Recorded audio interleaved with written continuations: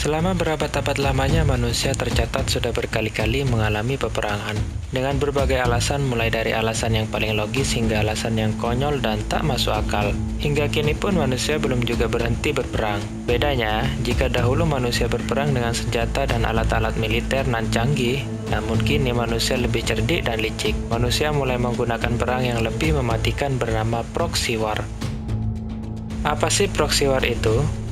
Menurut pengamat militer dari Universitas Pertahanan Yono Roksodiprojo menyebutkan, proxy war adalah istilah yang merujuk pada konflik di antara dua negara di mana negara tersebut tidak serta-merta terlibat langsung dalam peperangan karena melibatkan proksi atau kaki tangan. Mengapa perang proksi sangatlah berbahaya? Pertama, perang proksi tidak memerlukan kekuatan militer. Perang proksi berbeda dengan strategi perang konvensional yang selama ini kita ketahui dengan menembakkan rudal, menurunkan tank-tank berlapis baja, atau mengirimkan pesawat-pesawat modern dengan teknologi yang canggih. Perang proksi justru menyusup melalui celah-celah yang tidak kita sadari seperti melalui informasi yang kita terima sehari-hari. Informasi-informasi inilah yang digunakan sebagai alat perang yang mampu memanipulasi pemikiran dan mental secara masif. Kedua, perang proksi irregular dan sulit ditebak siapa dalangnya. Untuk mengetahui dalang di balik perang proksi sangatlah sulit. Perang proksi menggunakan pihak ketiga sebagai kaki tangan mereka. Mereka tak perlu langsung turun tangan untuk berperang.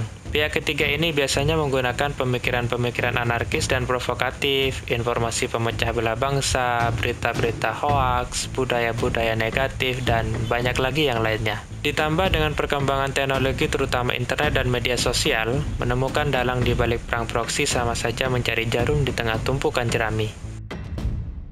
Ketiga, perang proksi lebih destruktif karena mempengaruhi pikiran dan mental. Proxy war lebih berbahaya daripada perang konvensional yang kita ketahui selama ini. Perang proksi bisa mengakibatkan degradasi mental dan pemikiran. Kerusakannya pun lebih masif.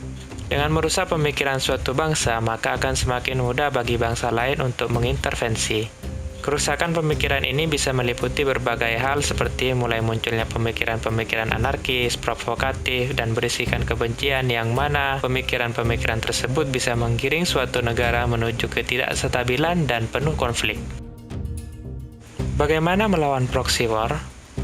Perang proksi di abad ini lebih banyak mengandalkan kemampuan teknologi untuk memanipulasi pikiran manusia, menggiring opini publik, serta menyebarkan berita-berita provokatif dan destruktif melalui internet, media massa, maupun media sosial.